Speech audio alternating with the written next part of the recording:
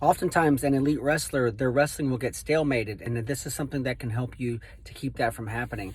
Think about this, especially in the, you don't see this in the top level college wrestling, but you'll see it in top level high school and even youth wrestling.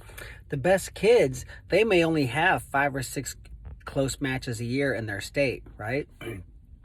So what happens is this: they may go a month or two at practice and no one locks a cradle on them. No one gets in deep on their legs, right?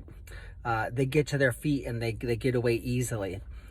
Then what happens in the state semis when you're wrestling another elite wrestler and it's overtime and they get to your legs and you don't respond well because you have not had all the wrestling minutes from that position.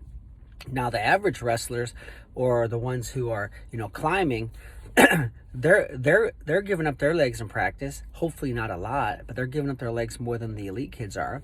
Tournaments, right? They're having more close matches. They're going to go into the state tournament, with 8 losses or more, but they're very competitive and they're dangerous. Where sometimes the kids who go into the state tournament 40-0 and haven't really been tested, they butt heads with that kid, and they're less familiar with these positions. These, I would call them common positions, but they're not common to you because you're elite. No one locked a cradle on you in the past 8 months, right? So what I would do is this: sometimes you elite guys in practice, spend some time letting kids get to your legs, right? Let them lock a cradle on you. Let them get a cross wrist and tilt you halfway or even on your back and fight off.